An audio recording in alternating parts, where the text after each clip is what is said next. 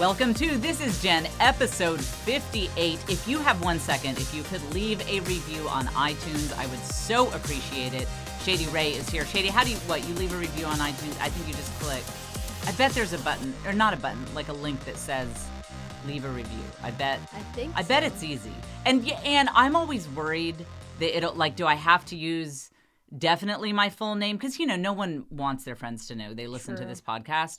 But no, you can make up a wacky username, It's so leave a quick review. I read every single one personally. My husband Joe and I often look through them and read them. It's a lot of fun. And I always personally think about every person who leaves a review. Like, wow, I wonder what their story is. Like, what a good person that is. And you get a lot of credit with me if you ever meet me and you're like, I left a review on iTunes. That's just, if we ever, it looks like things are finally opening up, and if we can ever get together in person again, it gets a lot of play. Now, those of you watching on YouTube, just search for my name on YouTube, Jen Fulweiler. I often neglect my YouTube channel, but I do things for the intrepid group who subscribes. And if you are watching the video version of this on YouTube, you may notice that I am wearing a heavy velvet Victorian-style dress. Like pretty, actually, I would say the way that the women in the Victorian era dressed was scandalous. It was hoochie wear compared to this fine, modest, conservative piece that I am wearing. This is my vibe. And I will say, sometimes, I'll say something about, women not letting it all hang out or whatever. People need to understand, I have been all about covering your body since I was an atheist. I mean, here's a fun fact. I have never worn a bikini in my life, not even a tankini.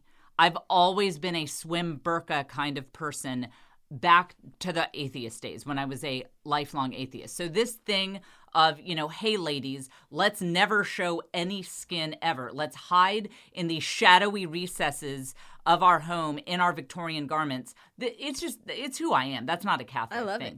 So here on YouTube, I'm standing up so that you guys can see. I want you to understand this dress also has pockets. It has pockets. This is a very bad way to show this dress because I don't have a vertical shot here, but you get the idea. Now, here's the thing. I know that a lot of times it takes people a few weeks to catch up on podcasts. Mm-hmm. So perhaps you didn't check the date on this one. Perhaps you're thinking, okay, Jen says she's wearing a heavy velvet black dress. It's black, of course. Goes all the way up to my chin with massive buttons. And by the way, it is meant to cover up to like my fingertips. I'm just very tall, so everything is 3/4 length sleeve on me. I didn't mean to be this scandalous, just letting it all hang out. Wrists? With my wrists. Right, this is going to get taken off of YouTube. Gross. Reported for sexy, too sexy. It's too sexy. Disgusting. So it is, I know, right. Shady's going to, she's the modesty police here. She's just going to cover up those risks. You tart. You tart. Covering my eyes. Harlot. I'm going to throw up. So, let me just say, it is, Shady, what is the temperature outside right now here in Central Texas? Where 70-ish. Yeah, it's 71. High of 75 today. I'm wearing all black. Yeah, Shady is also wearing all black. It's required to be on this show. And so I've just decided, so I only discovered this dress last week on Amazon, actually at 3:00 in the morning. It was one of my Amazon 3 a.m. purchases. And it's great too, because packages show up at my door and I'm always surprised because I don't remember what I order at 3 a.m. And that's not always due to an alcohol thing. And in fact, I was stone cold sober when I ordered this, just very tired. But I get these Amazon packages. And I'm like, oh my gosh, 3 a.m. Jen thinks of everything. She knows exactly what I want. Oh, a dress. I mean, it's very exciting. So this dress is like $35. And Lord knows, guys, this isn't sponsored. I don't have sponsors. Have you seen some of my sketches lately? I've ensured I will never have sponsors for anything again. So it was like $35. And I was like, what are the odds that this would actually work for me? Because I don't wear dresses ever. I just need to emphasize ever. They feel like pajamas on me. I don't know what it is. I don't know. I've never connected with dresses, but this one, it called to me. It was so goth. It's so over the top. The other thing is it looks militaristic. And that's also my vibe, you know. So it arrived, and again, I'd forgotten that I ordered it. And I was like, what did 3 a.m. Jen get this time? Oh, it's the velvet dress, $35 on Amazon. So I tried it on, it works. And it has these deep pockets. I mean, I am like Inspector Gadget. You know how Inspector Gadget would take things out of his bag, and there's like a motorcycle in there and an umbrella, and that is the You're pockets. You're gonna pull a foot-long sub out. Yeah, right. Thank you. I was like, right. That was right. Foot-long sub. Exactly. Exactly. And you went hungry? You want some? Right. Absolute perfect. And that like a 2-liter bottle of Coke. You know. And so I have decided. You know. We are, as of this recording, it is March. It's March 2021. And this is where most people would say, aw, shucks. Shucks, they would say. They would say, darn the luck. I found this beautiful, iconic dress. But it's out of season. I mean, this is a deep midwinter dress. That's where I was going earlier with the date, that you might see this on YouTube and be like, oh, was this her, what's the solstice, the darkest day? Was this her December 21st broadcast? No, it's spring, actually. This is like daylight savings time weekend. No, but so what I've decided to do is to continue to wear this dress all summer, all spring, Easter. You know, if I get invited to a 4th of July cookout, I will show up with my hot dogs, a little bit of ketchup on the side, some sweet relish. Yes. That's good. Hopefully they'll be making some ribs here in Texas. You Potato salad. You'll be able to smell the barbecued brisket wafting through the air. And I will show up in my Victorian dress. I will look like I just came from a Victorian wake. Like I stepped out of a time machine. I went to a wake in 1824, and I came here to join us in 2021. Now I'm leading to a point with this. I would like to, and new listeners might be like, what a bit this is. What a bit from this stand-up comedian. Longtime fans will know, however, that this is in the vault. This is done. If I say I am wearing a heavy draped Victorian goth dress all summer, I mean, people who have been following me more than a couple years. By God, one of my favorite phrases from Galaxy Quest, by Grabthar's hammer, it is done. That's a great phrase. Okay, so by Grabthar's hammer, I'm not kidding. I'm wearing this all summer. This is why you need to follow me on Instagram. I am Jennifer Fulweiler on Instagram. I post this kind of thing on stories. I haven't been posting these kind of random stories on my main feed. That's what Instagram stories is for. It's the little circle in the Instagram profile is where you watch people's stories. So I will be posting my exploits at the lake, at the cookouts, at all of the summer activities in my goth dress. And amazingly enough, I do have a point to this. Watch how I weave this all together, Shady. Just get ready to behold. Get ready for some weaving. So last week, we talked about that dust up with the millennials letting Gen Z get in their head about their styles. There was that meme going around. If I can get it to Hallie for post, we'll put it up here. There was that meme going around where they were saying, Gen Z was saying that millennials are old because, I think I have it right here, because, do you remember, Shady? It was because they do side parts. Yes. Which are out of style. And this particular meme, okay, it says, anatomy of an old person. Last week we discussed, what war-torn part of the country are they from, that they would refer to people in their early 30s as old. Like, what is the life expectancy? Are you, speaking of time machines, like, did you come here from the year 80 BC where you're like, yes, your time is about up here on this earth, 32. Anatomy of an old person. Aging millennials are characterized by their love of things like side parts, skinny jeans, wine, and the laughing, crying emoji. I heard from a lot of millennials that this really got in their head. You guys saw I did the sketch, the infamous Scott Baio sketch. You can look that up on my social media, where I was making fun of this and saying that Gen X, once again, has to swoop in and solve everything for you guys. But here's why I want to, even though I think we've all mostly moved on from it. There is something worth following up here, which is I saw a generation of young people, of millennials, let the yet younger generation really get in their heads. A lot of people, Shady. A lot of people were upset. I thought it was weird. Well, because they were like, do I seem old? Because I wear skinny jeans and I do a side part and I drink wine. And wait a minute. So are they saying I'm old? And then that's like in their heads. Oh, I seem old. Maybe I am old. I would like to give you guys some tips on not letting other people get in your head, and you decide what you think about yourself. You decide what you wear. You decide what works. Take it from a woman wearing a goth dress on a 75-degree day. There is a way to step into the freedom where you say, I will set my self-perception and I will set my view of what works for me, and whether or not I'm young or old or whatever it is, I will set that within me. I will not have randos on TikTok deciding that for me. But this really is a struggle that a lot of people have, that, you know, someone on TikTok will be like, if you drive a blue car, that's a sign that you're washed up. You don't have it going on. And then they listen to that. It's amazing how much we let people get in our heads. So the first point I want to make is I truly believe that this is a form of self-sabotage. When you let someone else take you down a peg, especially if they're not even talking to you. They're just talking to people who part their hair a certain way or whatever.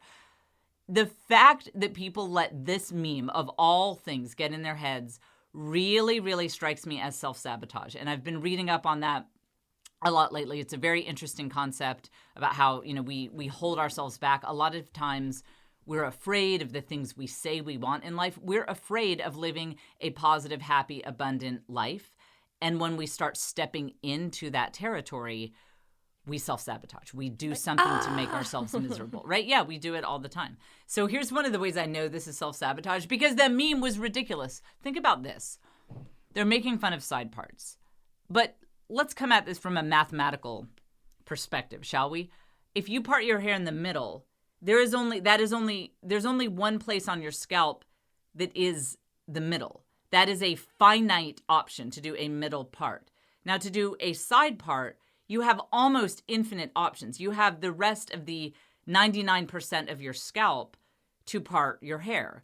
And so the fact that someone would say that you can't do side parts, like which side? You could do a side part way over here. You could do one that's slightly off center. You could do left side. You could do right side. It is so limiting of options to suggest that the only way to part your hair is in the middle. What if there are women of all ages who have a little baldness, like that's a normal thing to have a little bit of hair loss, like right at the center. So they might want to part their hair in a different place. So first of all, that was a particularly insane thing to say. Skinny jeans, I get. They've been around for a while. Maybe it's time for them to move on. I'm kind of ready for them to move on because, ice cream has been a big part of my life lately. And the skinny jeans are starting to look like sausage casing on me. It's not good. I'm ready for some loose flowy, some boot cut, some bell bottoms. But that you can say, okay, that's a very specific style of clothing. So that's fine if you want to say that's dated, that's out. But side parts, you are taking away 99% of the places on your scalp that you could part your hair. That's insane. The second thing, I can't believe you guys let this get to you. Wine. Gen Z said wine is out. TikTok said wine is out. Hang on. I researched this. Wait a minute. Everybody hang on. I'm not even going to have Hallie cut this in post. Everyone just hang on, because I did some research that I now cannot find. So I'm just going to Google this right now. When was wine invented? First made. There you go, Google. That's what I'm looking for. Okay. The earliest remnants of wine were discovered at the site of this place. With a lot of consonants somewhere there. Them in northern, oh, wow, gosh, I can't pronounce any of this. It's in Iran, all right? It's in Iran. The Zagros Mountains. There you go. It dated back to the Neolithic period. So that would be 8,500 BC. Let's use round numbers. 10,000 years ago was when human beings first started making wine. So, hey, Gen Z, wine has been in for 10,000 years. It's poppin'. It's been poppin'. Yeah. For 10,000 years. Mm-hmm. And you guys think you're going to come in and say wine is out? That would be... You're not poppin' for that. That's so not poppin' of you. It's so not poppin'. It's so not poppin' of them. And I don't even know if the word poppin' is something that we say. Yeah, right. So we, and by the way, see, I know how Gen Z thinks now because this is all my people on TikTok. By the way, I don't know what's going on with that app. I can't lose on TikTok. And so I keep having these sketches do really well that I post there, but I forget that everyone there is like young. And so I was joking with someone, a commenter. I was like, you need to have a smoke and a drink and blah, blah, blah. And they're like, haha, well, my 17th birthday is coming up, so maybe. And I'm like, I'm telling kids to go get drunk and smoke because I'm used to speaking to adults on the other app. And it's like me. I'm like the mom who's having a party for the 16-year-olds I'm the cool mom on TikTok. No, I'm not even trying to be cool. I'm just posting my sketches on TikTok, and anyway. But that's how I know what these people are thinking. Me and the TikTokers, we're very close. So wine has been in style for 10,000 years. So if you drink wine and you let a 14-year-old with a TikTok account tell you that wine is out of style and wine is something old people drink, that is self-sabotage. That you just let that person get in your head for absolutely no reason, because that's an insane thing to say. That, you know what? Agriculture was invented about 10,000 years ago. Shady, that's when people, because before, when people transitioned to look at the education you get on this podcast. When humans transitioned from hunter-gatherer societies to agriculture, that's when you really see populations exploding. And I know people want this from this podcast. That's when you see population exploding because it wasn't just like you get a couple of fruits and berries and that's what you're trying to live on for a day. You could grow things. You could have predictable crops. And so that makes sense that that's around the time that wine came about, because people finally had figured out how to grow grapes in one place. And it's a little bit harder to do wine if you're nomadic, because that's a lot to carry around with you. So you have to be sitting in one place in order to let your grapes ferment. So people were like, if we can just invent if we can just invent agriculture and have farming so that we don't have to be nomads looking for food all the time, then we can get toe up. We can get messed up. We can lose our minds. So that would be like TikTokers saying, if you eat food that was created by agriculture, you're old and you're out of style. You can't let people get in your heads with stuff like this. So what is the secret? What is the secret to being able to decide what you think is in style and decide what you think works for you, and not worry so much about what people think about your choices, and not accept the labels that other people put on you? So unfortunately, there is no easy way to do this, but what it really comes down to, and this relates to my next point as well, is you just have to do it. You have to put yourself out there. You have to, try wearing that shirt to the PTA meeting that you really like that might be kind of ridiculous. Try volunteering at your kid's school in a role that kind of scares you. Try saying that thing on Facebook don't say anything on Facebook. Try saying that thing on Instagram that maybe you think is inspiring and you'd like to share, but you've always been afraid to share. What we tend to do is get all caught up in our heads and wait to put ourselves out there until we feel confident, until we feel courageous. And I see all of these quotes all over social media about women being courageous and women being bold and all that sort of thing. And they speak of it like it's a feeling. Like you just wake up one day and you feel bold. And you just wake up one day and you feel courageous. That's not how it works. The way you end up feeling courageous is through an accumulation of doing courageous things.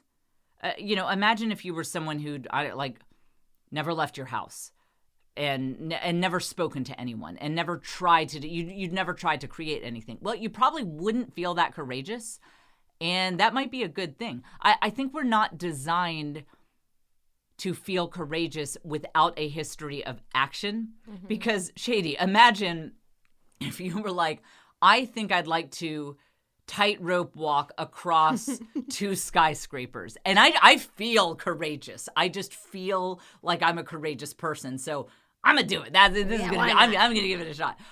Okay, so and I think that we have evolved to, maybe not feel courageous if you haven't ever done anything courageous. And also keep in mind that courage, there are different types of courage for different departments in life. The courage to climb a mountain or the courage to jump out of an airplane, that's a different type of courage than the courage to go down to your kid's school and advocate for them if they're not getting the resources they need. That's a different type of courage than showing up to your neighbor's house and saying, hey, we need to talk about this issue we're having with your dogs or whatever's going on. So when people talk about be courageous, well, in what way? I mean, courageous like bungee jump or courageous like actually reply to that really weird text that someone just sent me, because those are like two different kinds of courage. But for whatever courage you're seeking, it's not a feeling. And you can read all of the inspiring Instagram quotes you want. You can pin all of the things on Pinterest. You can have, I told you guys on my Patreon, I was talking about how I have an album on my phone that's just inspiring quotes and funny memes, and I just call it inspiration. And I just pull it up whenever I'm feeling blue or someone sends me a nice text, I put it in the inspiration album. So, you can look at stuff like that all day long. But if you have not been consistently taking courageous action, and if you haven't failed a lot at that and had it go really poorly and you ended up in, awkward, bizarre situations, well, yeah, you're not going to feel courageous. And frankly, you shouldn't. Why would you? Like your body has evolved to be like, yeah, no, don't go take those risks. We're not going to give you courageous vibes because we don't want you getting into situations that you have no experience with. We don't want you to take risks that you have never taken before. So you have to put yourself out there. And in particular, you got to fail sometimes, because that is part of what builds up that feeling of courage, is that you do fail and it's really awkward and you don't like it and it's miserable. And you spend a good 24 hours being like, boy, Jen's advice was terrible. I'm never being courageous again, ever.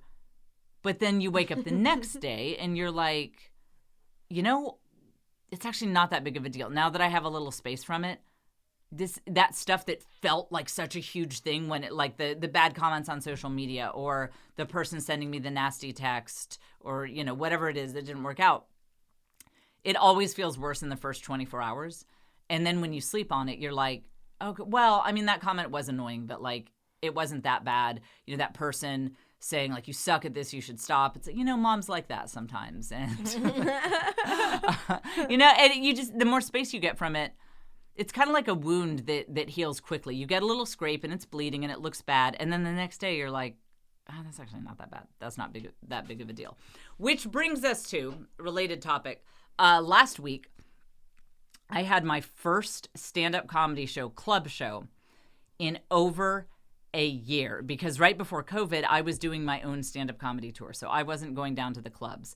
So I was on one of these shows. You might have heard the big-time podcaster, comedian Joe Rogan moved down here, Tony Hinchcliffe, all these guys. So this is the club and the shows that these guys have been doing. And so everyone, so it's kind of an interesting fact. the entire population of the city of Los Angeles has all moved to Austin. All of them, they're all here now. There are no people in Austin left other than me who are not from LA. So, and it's very true in the comedy world. So it was, I would say that night, it was mostly LA comics who went up, people who have moved here from LA. So it was LA comics, pretty successful, well-known comics, and me. And the other thing you have to keep in mind is that because I'm always working out material that I can use on my own tours. Obviously, I have moms, lots of moms coming, or parents. I mean, the guys come too. Parents coming in from the suburbs. Lots of Catholics follow me. So I keep my set pretty clean, PG-13, since that's to my audience's taste. Now, the people at these clubs, you've heard them, Shady. They do not. And also, I have found that the good people of Los Angeles have some different standards of what might be over the line, of what might be beyond, like, this is beyond just being a filthy comic. This is more like, at what point do we call 911? There have been some comics I have seen who have moved here from LA that I think that they think they're playing around with being a rage comic or just being extra filthy because that's their brand. And it's like, what point is this? This is not a brand. Are you okay? We need, you need to be arrested, like, right now. So there's that set. And imagine being, there's the particular people I'm thinking of weren't on that show, but these guys are great comics. The guys I was on the show with, they're great comics, but they're definitely, think Eddie Murphy from the 80s, like, talk about all manner of things, lots of F-bombs and language and all that. And so I come up mid-show. I was right before the headliner. So they're into the show. Lots of language, lots of sex talk. And then I get up with my set. And the other thing you have to understand is being a female is no joke at this thing. No pun intended. A lot of people are very biased against female comics. They don't think they're funny. So when you walk up as a female comic, already a lot of people in the crowd are like, oh, let's get this over with. And then that I can't resort to, the really outrageous territory that the other comics do. It can be intimidating. And comedy clubs, they are designed such that you can see the audience pretty well, and there's a pretty good view of the people you're speaking to. And I have said many times, it is much easier to speak to a stadium of tens of thousands of people than it is to speak in front of a smaller room, because you can see all the faces in a smaller room. Whereas if it's just a big, like when I did the keynote for at Seek in 2019. Huge. That was 18,000 people. It was the stadium we were in. It wasn't a stadium. It was like a long room. It was a quarter mile long, quarter of a mile. When I heard my voice, like you would say, hello, there was like a full 3-second delay before the echo. It was like, hello, 1,000, 2, 1,000, 3, 1,000, hello. It was, so I've 18,000 people. I've spoken in front of some big crowds. That was not even close to as intimidating as doing comedy in front of a club crowd, especially when I'm on a show where I'm not known to the audience. Nobody there knew who I was. Very, very scary. So how do you get over imposter syndrome? And I can really, I will say I'm your sensei on this. It would be hard to have had a bigger, more recent challenge than dealing with this, because another thing about stand-up comedy is you have to have impenetrable confidence, especially as a woman. While we're going into evolutionary theories and things like that, which is evidently, it's just a bonus that you get on this fine podcast.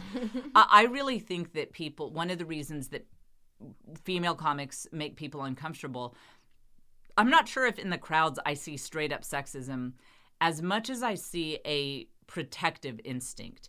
Men don't like to see women hurt. And anyone who has ever done stand-up comedy will tell you, there is nothing more painful than bombing a stand-up comedy set. It is just psychological torture. It's miserable. It's truly like the most psychologically painful experience ever.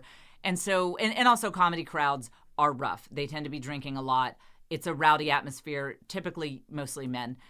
So I think that a lot of the men in the audience, actually, they have a protective response. Like, I want this woman off this stage because have you seen these randos that are in here? They're drunk. This is a rough crowd. Like, I don't want to have to fight all the other people in this club, but I will, if they start coming after this woman. And I think that there are a lot of nice guys who they would prefer to see, let's say, some rough looking big fat guy up there on the stage, because that guy does not elicit a protective response. I'm not saying this is the way it should be, but the men in the audience are like, screw that guy, he'll be fine, who cares, whatever. Whereas like a nice looking lady walks up and they're like, oh, I might have to fight everyone in this club, and like I really don't want to have to do that. So one of the keys to succeeding as a female comic, you cannot show fear.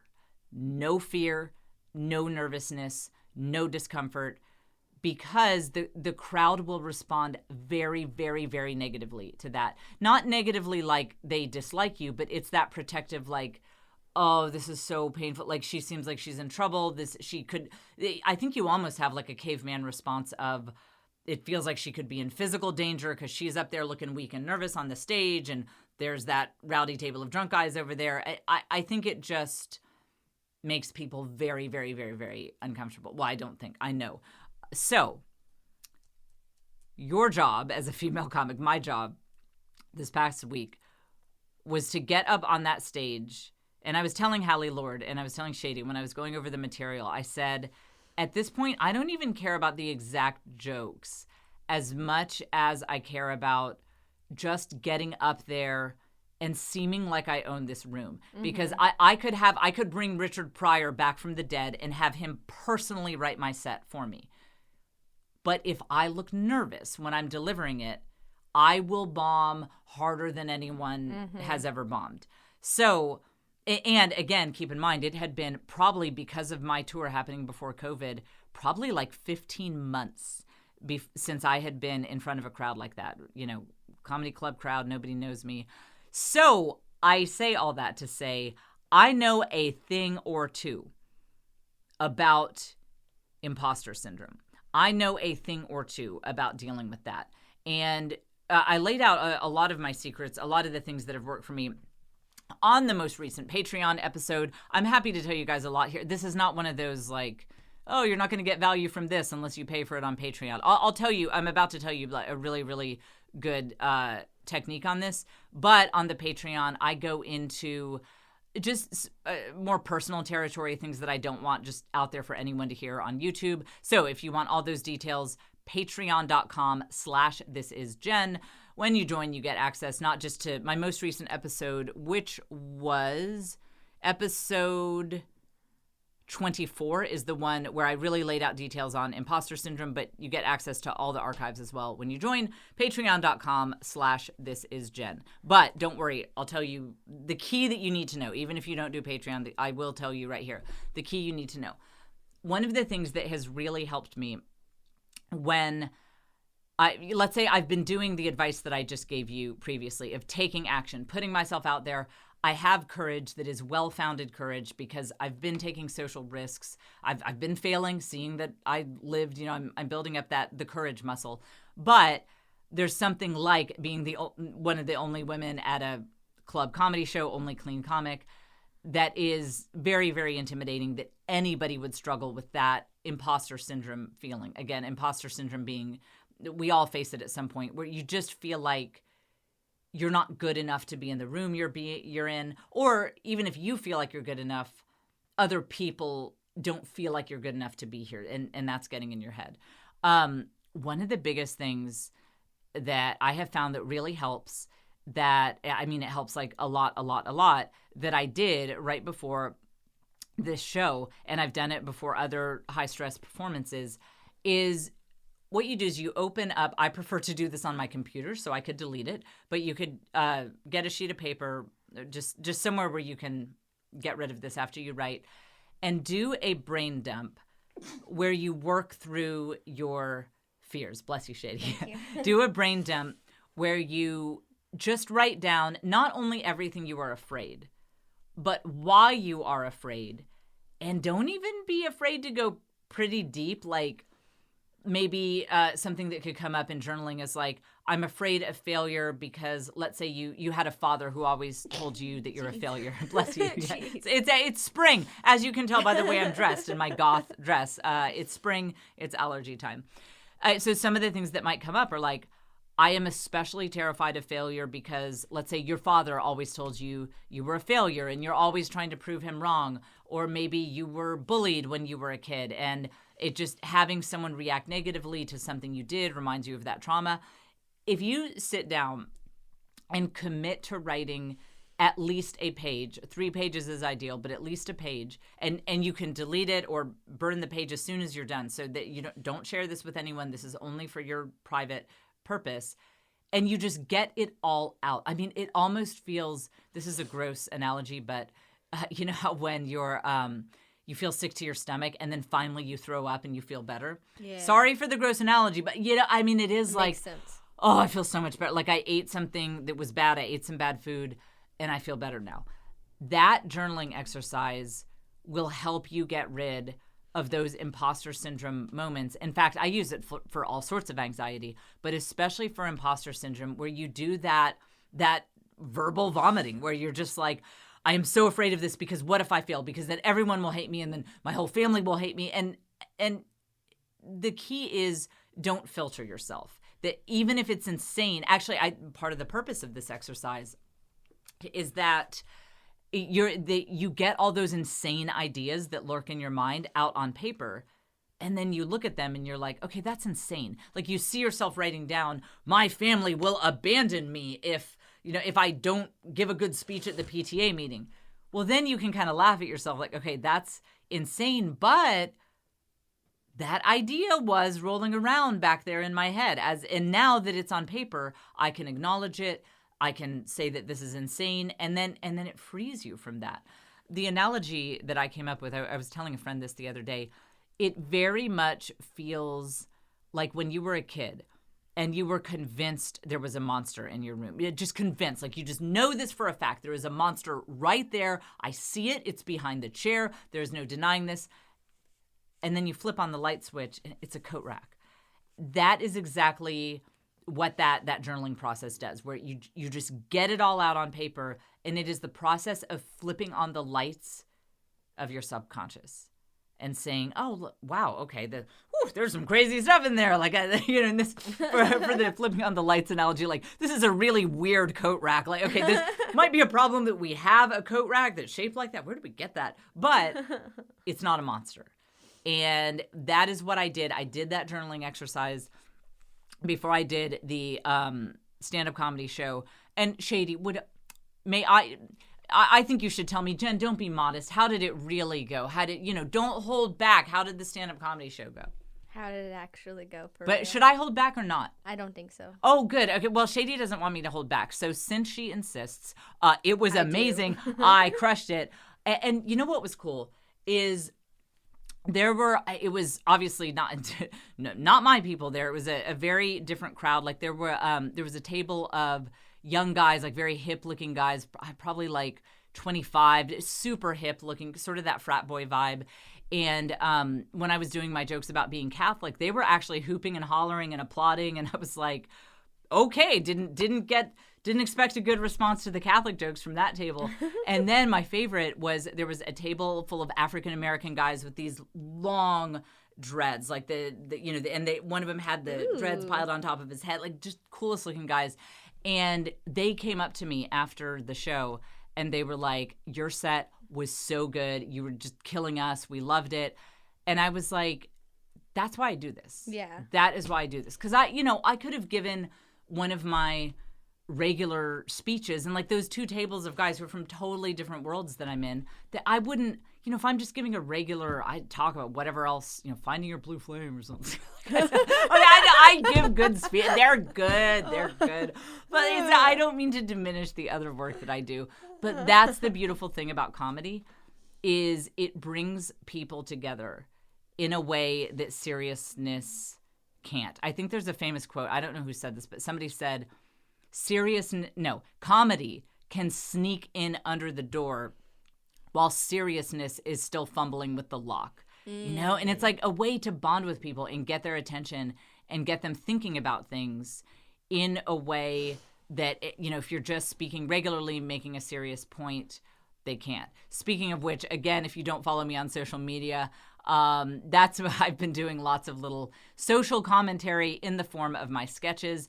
And what's interesting is I would do, so for example, I covered the Meghan Markle, Prince Harry interview with Oprah, and I would do this stuff in a serious way on my SiriusXM radio show all the time. For example, my take on that interview was, why are we talking about the impact that Meghan and Harry are having on the royal family when we got Prince Andrew out there credibly accused of having sex with a minor? True. And like no one's, and the royal family does not care. They stripped Harry of his military titles, and Prince Andrew still has his. They very quickly did an investigation. It really got things rolling when people accused Meghan Markle of being rude to the staff.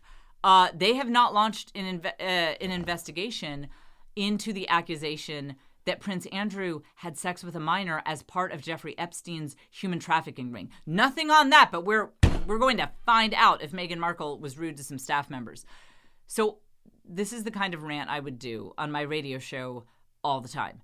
And I don't want to say nobody cared. That would be an exaggeration. But the way it works when you're making serious points like that is you have your core group of fans, and they love it, but you're kind of preaching to the choir. That's what talk radio was starting to feel like, that I was getting fantastic response, had a great fan base, but I was not reaching people outside of my core group. It was very much people who look like me, who speak like me, who have the same religion, which is great. I love them. We're still a great group to this day. But I thought, I would like to, I believe in the message that I'm sharing. I believe that the worldview that I'm speaking about matters. I mean, making points like, hey, could we deal with the pedophile before we deal with the actress who's saying things you don't like? I don't know. I mean, just a thought. Don't want to be crazy here. I would like for that to be shared more than just my core group of fans. And so what's interesting, as soon as I started taking the exact same points that I said in a serious way on the radio, and I did them in the form of shareable comedy sketches. So what I do, like Saturday Night Live, SNL style sketches, and I do them every week. The amount of just sharing and new eyeballs and getting out of my normal circles is definitely 100x, maybe 1000x. When I did my sketch about the hedge fund managers, I think that was posted. You can find it on my socials. January 28th is when I posted it, 2021. That on Facebook, it's close to 2 million views. It's at 1.6 million, 37,000 shares.